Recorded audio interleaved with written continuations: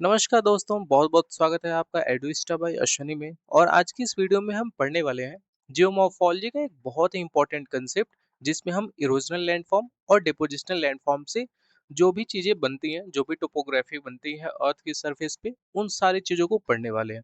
चाहे वो आपकी विंड से बनती हो, रिवर से हो, ग्लेशियर, ग्राउंड वाटर, सी वेव्स, तो चाहे किसी से भी हो, ठीक है। तो इन सब लैंडफॉर्म्स को हम इस वीडियो में बहुत अच्छे तरीके से पढ़ने वाले हैं। तो बिना स्किप किए इस वीडियो को पूरी देखना, तभी ये चैप्टर आपको बहुत अच्छे से समझ में आएगा। तो चलिए, बिना कोई टाइम वेस्ट किए अपने वीडियो को शुरू करते हैं। आगे बढ़ने से पहले मैं आपको बता दूं, अगर आपने अभी तक हमारे चैनल को सब्सक्राइब नहीं किया है तो प्लीज सब्सक्राइब कर लो। और आप हमसे इंस्टाग्राम, टेलीग्राम और फेसबुक पे भी जुड़ सकते हो, लिंक आपको डिस्क्रिप्शन बॉक्स में मिल जाएगा। तो चलो, बिना कोई टाइम वेस्ट किए जल्दी से अपने वीडियो को शुरू करते हैं। अब देखो, आगे बढ़ने से पहले थोड़ा सा हम इसका इंट्रोडक्शन देख लेते हैं माइंड मैपिंग से, ठीक है। सबसे पहले जियोमॉर्फिक एजेंट है। अब जियोमॉर्फिक एजेंट बहुत से हैं, जैसे विंड हो गया, रनिंग वाटर, ग्लेशियर, ठीक है, ग्राउंड वाटर, या फिर आपके सी वेव्स। इनसे हम इरोजनल फीचर्स देखेंगे और डिपोजिशनल फीचर्स देखेंगे। तो सबसे पहले हम देखेंगे विंड का, जिसको हम एओलियन लैंडफॉर्म भी बोलते हैं। अब देखो, इरोजनल लैंडफॉर्म की अगर हम बात करें विंड से, तो बनता है आपका डिफ्लेशन होलो। अब डिफ्लेशन होलो क्या होता है? जैसे सपोज करो यहाँ पे कोई फ्लैट सरफेस रहा होगा। अब ऐसा तो है नहीं कि हर जगह का लैंड बिल्कुल सेम स्ट्रक्चर का हो, हर जगह एकदम हार्ड हो या फिर हर जगह एकदम सॉफ्ट ही हो सकता है कहीं हार्ड होता है तो कहीं सॉफ्ट होता है। तो जहाँ सॉफ्ट होता है ना, वहाँ के पार्टिकल्स थोड़े लूजली बाउंड होते हैं। तो कभी कभी क्या होता है कि एयर प्रेशर की वजह से जब विंड मूव करती है, तो इन छोटे छोटे पार्टिकल्स को एक जगह से ले जाके दूसरी जगह डिपॉजिट कर देती है। तो जहां से ये लेके जाएगी वहां थोड़ा ऐसे गड्ढे की तरह बन जाएगा, जिसको हम क्या बोलते हैं, डिफ्लेशन होलो। फिर सेकंड है आपका डिजर्ट पेमेंट। डिजर्ट पेमेंट क्या होता है कि हम कभी कभी डिजर्ट एरिया में जब जाओगे ना, तो देखोगे कहीं ऐसे बड़े बड़े पत्थर भी देखने को मिलेंगे, और इधर कहीं दूर पे आपको सैंड देखने को मिलेंगे, डस्ट पार्टिकल्स देखने को मिलेंगे सैंड के, ठीक है, छोटे छोटे। तो वो बेसिकली क्या होता है ना, ये यहाँ पे भी वही रहे होंगे कभी। बट जब विंड मूव करती है ना, तो जो हल्के वाले पार्टिकल्स होते हैं उनको तो ये उड़ा के कहीं दूर ले जाके डिपॉजिट कर देती है। बट जो ऐसे बड़े बड़े पत्थर होते हैं ना, इनको तो वो मूव करा नहीं पाएगी। तो इसीलिए फिर क्या होते हैं, सरफेस पे हमें विजिबल दिखने लगते हैं, ठीक है। तो इसीलिए इसको हम बोलते हैं डिजर्ट पेमेंट। अब थर्ड है आपका मशरूम रॉक्स। मशरूम रॉक्स को बहुत अच्छे से समझना, क्योंकि ये बहुत पॉपुलर एग्जांपल है, खासकर इरोजनल लैंडफॉर्म में विंड के थ्रू। जैसे सपोज करो ये पूरा आपका कोई रॉक्स है। अब सामने से अगर हवा आ रही है तो इसको आर पार करके तो जा नहीं पाएगी, क्योंकि तो पैक है। तो वो हवा क्या करती है ना, कि साइड से निकलने की कोशिश करती है टकरा के। तो जब साइड से निकलेगी तो वो साइड के जो इसके पार्टिकल्स होंगे, उसको ये इरोड करने का काम करेगी। धीरे धीरे इरोड करते करते कुछ ऐसे उल्टा सी टाइप में, और इधर से भी ऐसे सी टाइप में कर देती है, जो कि बाद में मशरूम लाइक का एक स्ट्रक्चर बन जाता है। तो इसीलिए हम उसको बोलते हैं मशरूम रॉक्स। फिर आता है यार्डंग। यार्डंग क्या होता है, कभी ना कभी ऐसे सपोज करो इसके ऊपर भी ऐसे सरफेस रहा होगा रॉक्स का, बट एयर हॉरिजॉन्टली मूव करती है तो ऊपर वाला सरफेस इरोड हो जाता है और नीचे वाला सरफेस ऐसे बचा रहता है। तो इसी प्रोसेस को, या सॉरी, इस स्ट्रक्चर को हम बोलते हैं यार्डंग। कुछ उसी तरह से हमें जियोजेन में भी देखने को मिलता है। ये जैसे हम देखो पेड़ काट देते हैं ना कभी कभी, तो उसका जो नीचे वाला रूट बचता है, बिल्कुल इसी टाइप का होता है। तो वैसे यहाँ ऊपर रॉक्स रहा होगा, वो इरोड हो गया होगा, ठीक है, विंड की वजह से। तो नीचे का इस तरह से फ्लैट टॉप्ड हमें रेजिडुअल हिल टाइप का देखने को मिलता है। फिर अगर बात करें डिपोजिशनल लैंडफॉर्म की, तो डिपोजिशनल लैंडफॉर्म में सैंड ड्यून आता है। सैंड ड्यून क्या होगा?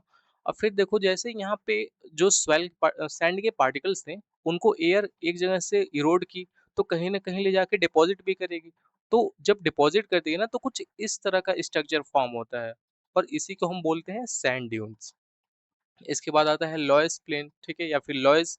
लॉयस क्या होता है कि यही यहाँ वो जो पार्टिकल्स है ना, ये एक के ऊपर एक, एक के ऊपर एक, कभी कभी ना एक लेयर की तरह पूरे हो जाते हैं, और इन्हीं को हम बोलते हैं लॉयस। और एक बात और ध्यान देना यहाँ पे, कि अगर यहाँ पे वाटर की अवेलेबिलिटी हो जाए ना थोड़ा बहुत, तो ये फर्टाइल भी हो सकते हैं लॉयस, ठीक है, जिसको हम लॉयस प्लेन बोलते हैं बाद में। अब देखो, इसके बाद हम देखने वाले हैं रिवर की। तो रिवर की कौन कौन सी इरोजनल लैंडफॉर्म है? ये है आपका वी शेप की वैली।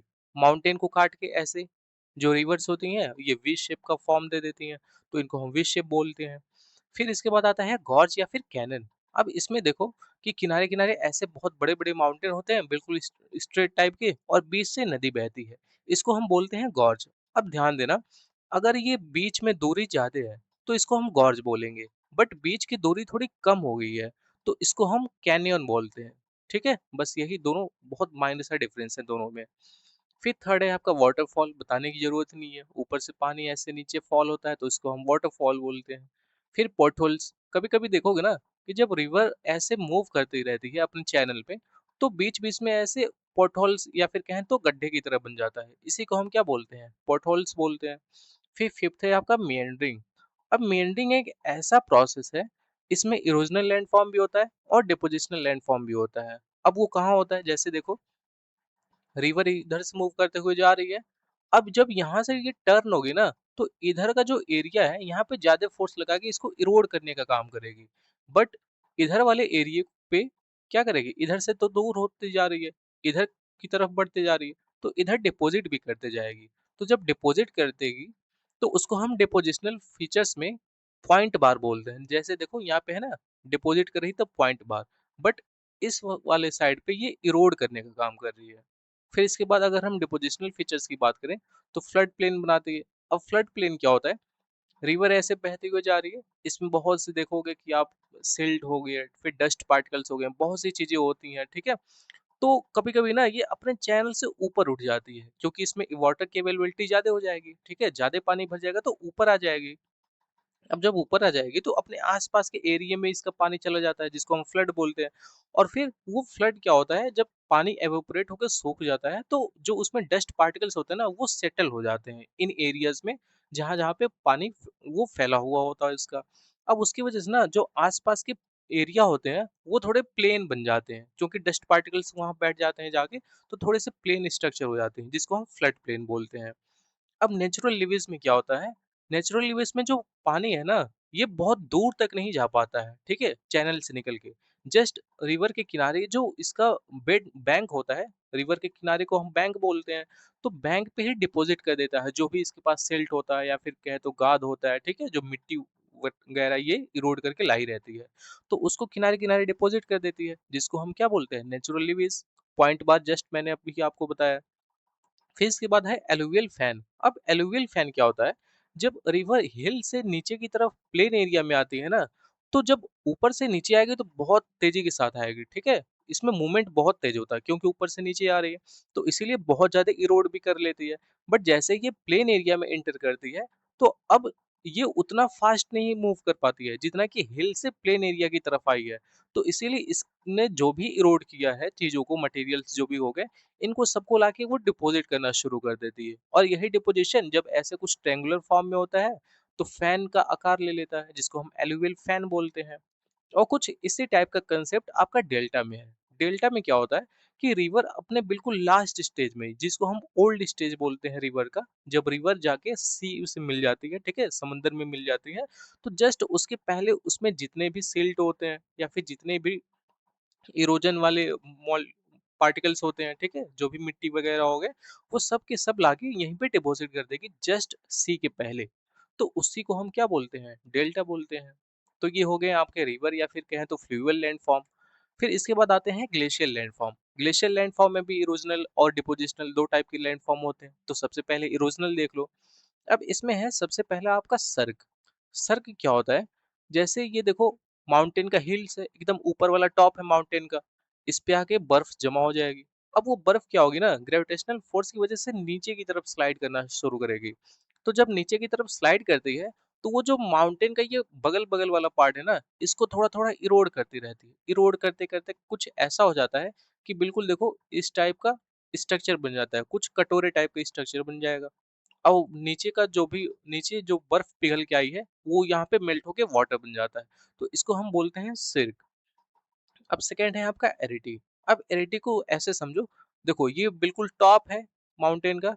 हो सकता है कि इधर बर्फ सरक के गई हो, और बर्फ इधर वाली इधर खिसक के गई हो, तो एक सिर्क इधर बन जाएगा, एक सिर्क इधर बन जाएगा। तो ये जो बीच वाला पार्ट हो गया ना, इसी को हम बोलते हैं एरिटी। अब सेम यही हॉर्न में क्या होता है?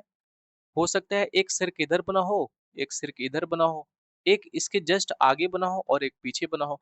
तो चारों तरफ जब सर्क बन जाता है तो बीच में कुछ इस टाइप का स्ट्रक्चर बनता है, और इस टाइप का स्ट्रक्चर इसीलिए बनता है क्योंकि जब यहाँ पे ग्लेशियर जो था वो मेल्ट करके गया तो इरोड भी किया था इस माउंटेन को, और वो भी साइड साइड से। तो बिल्कुल बीच में ऐसे कुछ हॉर्न टाइप का स्ट्रक्चर बच जाता है जिसको हम हॉर्न बोलते हैं। इसके बाद फोर्थ आता है यू शेप की वैली। जैसे रिवर वी शेप की वैली बना रही थी माउंटेन को ऐसे कट करके, तो यहाँ पे आपको यू शेप की वैली देखने को मिलती है क्योंकि ग्लेशियर धीरे धीरे मेल्ट करते हैं। फिर फिफ्थ है आपका हैंगिंग वैली। अब हैंगिंग वैली इस टाइप का है, कुछ ऐसे समझ लो जैसे यू यू शेप की वैली है, ऐसे रिवर फ्लो करते हुए जा रही है, बट बीच बीच में कुछ ऐसे ट्रिब्यूटरीज आके इसी में मर्ज हो जा रहे हैं, गिर रहे हैं यहाँ से, तो उसी को हम बोलते हैं हैंगिंग वैली। ठीक है। फिर आता है फिजोर्ड। अब फिजोर्ड क्या होता है, बिल्कुल वो भी यू शेप की वैली की जैसा ही होता है, या फिर कहो तो इसी टाइप की वैली होती है।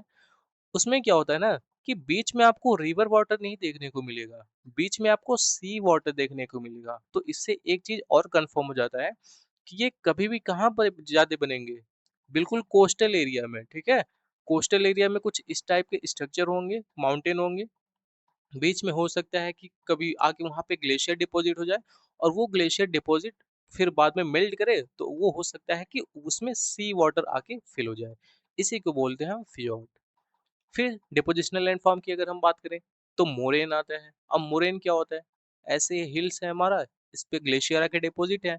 अब जब ये मूव करेगा ना तो कुछ रेजिस्ट भी करेगा। ठीक है। इस ग्लेशियर को कुछ ऐसे भी पार्टिकल्स होंगे यहाँ पे मूव करने नहीं देंगे। जैसे क्या हो सकता है, बड़े बड़े पत्थर हो सकते हैं, ठीक है, छोटे मोटे ऐसे वहां पे देखोगे कि और भी कई सारे पार्टिकल्स होते हैं, तो वो सब होते हैं, तो वो ग्लेशियर को बहुत स्मूथ मूव नहीं करने देता है। बट ग्लेशियर क्या करता है, और फोर्स के साथ उन सबको अपने साथ लेके जाता है। तो जब साथ लेके जाएगा ना तो धीरे धीरे वहां भी इरोजन देखने को मिलेगा, उस माउंटेन पे, उस हिल्स पे, उसके सरफेस पे थोड़े बहुत पार्टिकल्स इरोड होना शुरू होंगे। उसी को हम बोलते हैं मोरेन्स। ठीक है। अब देखो, अगर सिंपल एक ऐसे फ्लो बन के आया है तो उसको लेटरल मोरेन बोलेंगे। अगर ये हमारा दो पार्ट में डिवाइड हो गया, ठीक है, दो पार्ट में कैसे, जो इधर वाले ग्लेशियर है वो इधर की तरफ डिपॉजिट करना शुरू करेंगे जो भी चीजें हैं, ठीक है, उन सब चीजों में जो पार्टिकल्स हैं या फिर डस्ट है या फिर वहां पे बड़े बड़े पत्थर हैं, उनको ये वाले ग्लेशियर भी इधर राइट साइड में और ये वाले अपने लेफ्ट साइड में, तो बीच में कुछ इस तरह से ना हमें बैरियर टाइप का देखने को मिलता है जिसको हम मेडविल मोरेन बोलते हैं। फिर टर्मिनल बोरोइन क्या होता है, जहां पे बिल्कुल लास्ट में जाके कुछ इस तरह से डिपॉजिट कर देते हैं, उसको हम बोलते हैं टर्मिनल बोरोइन। फिर इसके बाद आता है ड्रमलिन। अब ड्रमलिन क्या होता है, जब ग्लेशियर हमारा मूव करता है ना, जैसे मान लो इधर की साइड मूव कर रहा है, ठीक है, इधर की साइड हमारा मूव कर रहा है, उसके नीचे कुछ पार्टिकल्स होंगे, उन पार्टिकल्स के ऊपर से जब वो प्रेशर लगा के मूव करता है तो नीचे की तरफ ना कभी कभी वो इस टाइप के स्ट्रक्चर छोड़ देता है जिसको हम ड्रमलिन बोलते हैं, और ये ना कुछ एग टाइप का स्ट्रक्चर होता है। फिर इसके बाद आता है आपका एस्कर। अब ग्लेशियर कभी-कभी आप देखोगे, जैसे यहाँ पे देखे हो ना कि मेडविल मोरेन में क्या हो रहा था, ग्लेशियर इधर भी डिपॉजिट कर रहा था, फिर ये वाला ग्लेशियर इधर डिपॉजिट कर रहा, तो ये कभी ना हो सकता है कि कर्व टाइप स्ट्रक्चर में हो जिसको हम एस्कर बोलते हैं। फिर इसके बाद आता है आउटवॉश प्लेन। अब जैसे वहां पे हमने फ्लड प्लेन देखा था, ठीक है, रिवर रिवर प्लेन में, तो इसमें होता है आपका आउटवॉश प्लेन, जो कि ग्लेशियर के मूवमेंट या फिर ग्लेशियर के मेल्ट होने के बाद जो प्लेन एरिया में बसते हैं, जो हमारा प्लेन फ्लैट लैंड होता है उसको हम बोलते हैं आउटवॉश प्लेन। और ये आपका ग्लेशियर से बनता है, ठीक है, रिवर या फिर फ्लड वाटर से नहीं बनता है, ये ग्लेशियर वाले वाटर से बनता है। फिर फिफ्थ है आपका ग्लेशियल इरेटिक्स। अब जब ग्लेशियर कभी कभी देखोगे कि मूव हो जाता है ना तो अपने साथ बड़े बड़े ऐसे पत्थर भी लेके उसमें आता है, और फिर वो जब पानी बन के मेल्ट होके चला जाता है तो ये पत्थर वहीं बच जाते हैं जिसको हम ग्लेशियल इरेटिक्स बोलते हैं, है ना। तो ये कुछ चीजें होती हैं जो ग्लेशियल लैंडफॉर्म में आपको याद रखना है। अब देखो दो चीज यहाँ पे और याद रखना। एक होता है प्लकिंग। प्लकिंग क्या होता है, जब ग्लेशियर मूव करता है तो अपने साथ जो छोटे मोटे होते हैं ना, रॉक्स हो गए, ठीक है, या फिर और बोल्डर्स हो गए, उनको उनको प्लग करते हुए चलता है। प्लग क्या होता है, जैसे हम तोड़ लेते हैं ना, कोई फ्लावर तोड़ लिए, प्लग कर लिए, तो उसी तरह से ये ग्लेशियर भी उन सबको तोड़ते मोड़ते अपने साथ लेके चलते रहता है जिसको हम प्लकिंग बोलते हैं। एंड एब्रेशन क्या होता है, एब्रेशन ले जाके कहीं डिपॉजिट कर देता है, ठीक है, एब्रेशन क्या होता है, डिपॉजिट कर देता है उसको। तो उस तो ये दो टर्म आप याद रखना, एक प्लकिंग और एब्रेशन। कहीं से तोड़ मोड़ के लेके गया जिसको इरोजन बोलता हूँ, ले जाके कहीं छोड़ दिया तो उसको हम डिपॉजिट बोलते हैं। फिर इसके बाद हम देखते हैं ग्राउंड वाटर या फिर कास्ट टोपोग्राफी। तो कास्ट टोपोग्राफी क्या होती है? इसमें भी इरोजनल और डिपोजिशनल दो टाइप के लैंडफॉर्म होते हैं। अब देखो कास्ट टोपोग्राफी बेसिकली आपको उन रीजन्स में देखने को मिलेगी जहाँ कैल्शियम कार्बोनेट की मात्रा ज्यादा होती है, यानी चूना पत्थर वाले देश होते हैं, ठीक है? जैसे कि आपके बाल्कन रीजन्स हो गए, ठीक है? अब देखो इसमें इरोजनल लैंडफॉर्म की अगर हम बात करें तो पहला है आपका लेपिस। अब ये जो आप स्ट्रक्चर देख रहे हो ना, ये कभी ना कभी बिल्कुल फ्लैट रहा होगा ऊपर से, ठीक है? इस टाइप का स्ट्रक्चर नहीं रहा होगा, बिल्कुल प्लेन हम लोग के एरिया में जैसे देखने को मिलता है ना, उस टाइप के। बट इसमें बीच-बीच में कहीं न कहीं इसमें कैल्शियम कार्बोनेट की मात्रा ज़्यादा रही होगी, और जब यहाँ पे वाटर आता है, तो वो इसके साथ सॉल्यूशन में फॉर्म होके बह जाते हैं साथ में। फिर बाद में ये हमको हार्ड रॉक कुछ इस टाइप का स्ट्रक्चर अगर देखने को मिलता हो, तो हम उसको लेपिस बोलते हैं। फिर दूसरा है आपका सिंक होल। सिंक होल में फिर वही कहानी है। हो सकता है कि किनारे-किनारे ऐसे हार्ड रॉक रहे हों और बीच में कैल्शियम कार्बोनेट की मात्रा रही हो। वो फिर जब वाटर आता है तो मेल्ट कर उसके साथ घुल-मिल के वो भी बह जाता है। तो सिंक होल कुछ इस टाइप का गड्ढे की तरह बन जाता है। फिर थर्ड है आपका केव। अब केव का भी फॉर्मेशन इसी वजह से होता है, ठीक है? इस टाइप का हमारा स्ट्रक्चर रहा होगा कहीं ज़मीन के अंदर। और हो सकता है बीच-बीच में यहाँ कैल्शियम कार्बोनेट रहा हो, ठीक है? चूना पत्थर रहे हों। वो जब वाटर मेल्ट करके आता है तो उन सबों के साथ बह के फिर वो भी मूव कर जाता है, जो कि हमारा केव का फॉर्मेशन करता है। अब इसके बाद आता है आपका पॉले। अब पॉले क्या होता है? जैसे मान लो कि लाइमस्टोन की ज़मीन में ना सॉल्यूशन या फिर इरोजन की वजह से एक बहुत बड़ा या फिर कहें तो कुछ ऐसे बंद टाइप का डिप्रेशन बन जाता है। और इस डिप्रेशन का फ्लोर देखोगे कि काफ़ी ऐसे आपको प्लेन देखने को मिलेगा चारों तरफ से, ठीक है? और इसके चारों तरफ ऐसे कुछ पहाड़ियाँ देखने को मिल सकती हैं आपको। ये पहाड़ियाँ क्यों होंगी? क्योंकि ये हार्ड रॉक हो सकते हैं और यहाँ पे जब डिप्रेशन बना तो हो सकता है कि ये सॉफ्ट रॉक रहा हो यहाँ पे। और जब बारिश होता है ना तो इसकी वजह से यहाँ पे कभी-कभी पानी भी इकट्ठा हो जाता है। बट बाद में क्या होता है कि वो जो वाटर होता है ना, वो सिंक होल के हैं या फिर ऐसे अनग्राउंड ड्रेनेज के हैं, उसकी वजह से पानी बिल्कुल अंदर चला जाता है। तो आपको ऐसे कुछ फ्लैट टाइप का एरिया देखने को मिलता है और इसी को हम क्या बोलते हैं? पॉली। फिर फिफ्थ है आपका अंडरग्राउंड ड्रेनेज। अब अंडरग्राउंड ड्रेनेज तो बहुत सिंपल है, आप फिगर देख के ही समझ सकते हो कि जहाँ-जहाँ से वाटर गया है, हो सकता है उन सभी जगहों पे ऐसे सॉफ्ट रॉक देखने को मिले हो और वाटर की वजह से वो सॉल्यूशन बहुत जल्दी बने हो और फिर वो ऐसे आपके बिल्कुल बीच में कुछ होलो टाइप के स्ट्रक्चर बन गया हो, ठीक है? बिल्कुल ड्रेनेज टाइप का बन गया, तो इसी को हम अंडरग्राउंड ड्रेनेज बोलते हैं। फिर डिपोजिशनल फीचर्स में पहला है आपका स्टाइलिश साइट। अब देखो जो हमारा केव होता है ना, जैसे इस केव को देखो, यहाँ पे एक स्ट्रक्चर आप देखोगे ऊपर की तरफ से लटका हुआ है, ठीक है? तो इसी को हम बोलते हैं स्टाइलिश साइट। अब फिर इसके बाद आता है स्टैलेगमाइट। स्टैलेगमाइट क्या होता है? हो सकता है कि कभी-कभी ना ये नीचे से आप देखोगे ग्राउंड से ऐसे कुछ स्ट्रक्चर आपको ऊपर की तरफ देखने को मिलेंगे, ठीक है? इसी को हम बोलते हैं स्टैलेगमाइट। जिस तरह से ये ऊपर बना है तो स्टैलेसाइट। अब देखो अगर कंफ्यूज हो गए तो इसके बीच में देखो सी है, सी फॉर सीलिंग मतलब ऊपर से आया है और इसके बीच में आपको जी मिलेगा। जी मतलब ग्राउंड से है, तो कंफ्यूज मत होना कि कौन सा ऊपर से है कौन सा नीचे से। स्टैलेगमाइट नीचे से है, ग्राउंड से बनता है आपका, और स्टैलेसाइट आपका सीलिंग से यानी कि ऊपर से बनता है। फिर इसके बाद आता है आपका कॉलम। कॉलम क्या होता है?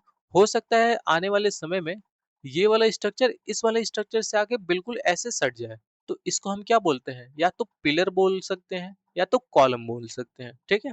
तो ये भी क्लियर हो गया। अब देखो फोर्थ है आपका फ्लो स्टोन। फ्लो स्टोन क्या होता है कि ऊपर जैसे मान लो ये वाला एरिया थोड़ा सा यहाँ पे उठा होगा, ठीक है? और यहाँ पे थोड़ा सा डिफ्लेशन नीचे की तरफ दिख रहा है, तो ऊपर से जब ऐसे पानी बहते हुए आएगा वाटर, ठीक है? तो अपने साथ कई सारे सिल्ट भी घुले होंगे, उसमें चूना पत्थर घुला होगा, ठीक है? कैल्शियम कार्बोनेट जिसको हम बोल सकते हैं।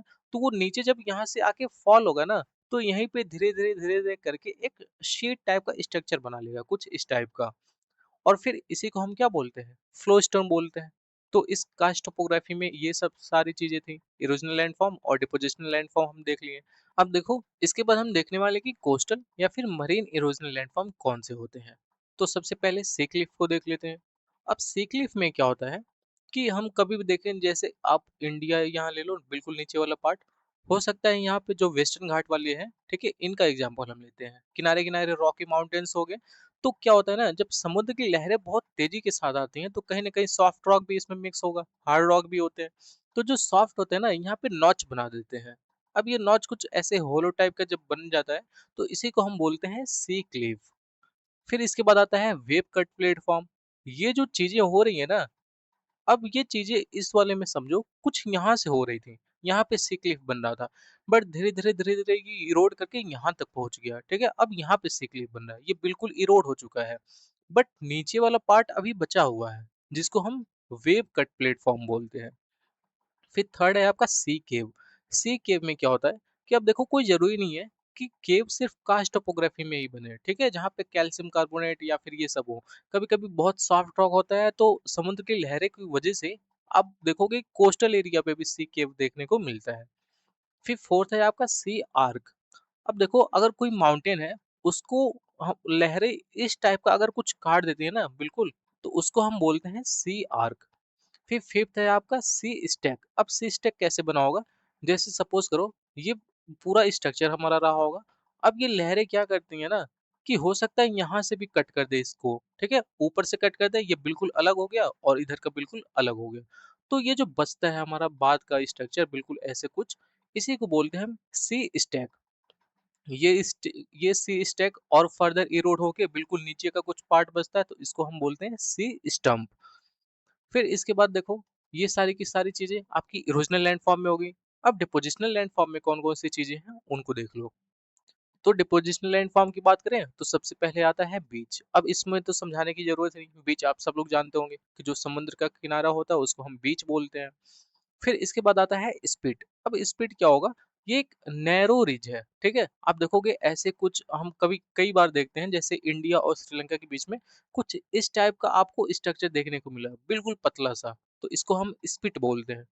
अब बार क्या होता है, जैसे देखो ये इंडिया का नीचे वाला पार्ट है, ठीक है, इसके बिल्कुल पैरेलल अगर कुछ ऐसी पतली सी स्ट्रक्चर टाइप का ऐसे कुछ बन जाए जैसे स्पिट टाइप का, तो इसको हम बार बोलेंगे, ठीक है। फिर टोम्बोलो क्या होता है, टोम्बोलो ये होता है कि मेन लैंड से कुछ ऐसे बार टाइप का या फिर कहें तो स्पिट टाइप का स्ट्रक्चर कनेक्टेड है, बट आगे जाके वो किसी आइलैंड से कनेक्टेड है, ठीक है। आप देख रहे हो ना, आगे यहाँ पे एक आइलैंड है और यहाँ पे एक मेन लैंड होगा या फिर हो सकता है यहाँ भी कोई आइलैंड है। तो यहाँ बीच में जो पतली सी ऐसे स्ट्रेट इसको दोनों को ज्वाइंट करती है, इसको हम टोम्बोलो बोलते हैं, ये वाली पतली वाली स्ट्रक्चर को। अब फिफ्थ है आपका लगुन्स। अब लगुन्स कैसे बनते हैं या फिर क्या होते हैं उसको समझो। कह रहा है कि ये एक बॉडी होती है शैलो वाटर का, ठीक है, ये बहुत ज्यादा डीप वाटर नहीं होता है, शैलो होता है, बहुत ज्यादा गहरा नहीं होगा यहाँ पे। अब ये सेपरेट हो जाता है किसकी वजह से, हो सकता है बार की वजह से, स्पिट की वजह से, या फिर रेफ, कई बार रेफ की वजह से। तो इसी को हम बोलते हैं लगुन्स। अब ये कैसे होते हैं जरा इसको इधर समझो। जैसे हमारा ये इंडिया हो गया, अभी जस्ट मैंने बताया ना, अगर पैरेलल कोई चल रहा है तो ये बार हो गया ऐसे पतली सी स्ट्रक्चर। हो सकता है ये यहाँ से निकला हो और आगे जाके कुछ ऐसे मिल जाए। तो अब ये जो सी वाटर है इसको तो ये यहाँ से अलग कर दिया, यहाँ से अलग हो गया, तो इसी वाले पार्ट को अब हम क्या बोल सकते हैं, लगुन्स बोल सकते हैं, ठीक है। जैसे ओडिशा के पास में है जो आपका चिल्का लेक है। तो कुछ यही है आपके डिपोजिशनल लैंडफॉर्म। इसके बाद क्या है, तो इसके बाद जरा सा क्विक कंपैरिजन देख लो कि विंड में कौन से प्रोसेस है, डिफ्लेशन और एब्रेशन, ये दो प्रोसेस है जिसकी वजह से इरोजनल और लैंडफॉर्म डिपोजिशनल वाले बनते हैं। फिर रिवर की बात करें तो इसमें हाइड्रोलिक एक्शन के प्रोसेस की वजह से। ग्लेशियर में कौन सा प्रोसेस होता है, प्लकिंग और एब्रेशन, ये दो प्रोसेस हो गए। फिर ग्राउंड वाटर में बेसिकली आपका सॉल्यूशन की वजह से ये सारे लैंडफॉर्म बनते हैं आपके।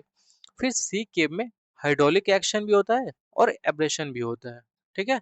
तो इसको आप लोग याद रखोगे कि प्रोसेस भी पूछा जा सकता है। फिर अगर हम बात करें कुछ जिसमें कंफ्यूजन बहुत ज्यादा होता है, तो वी शेप की वैली और यू शेप की वैली।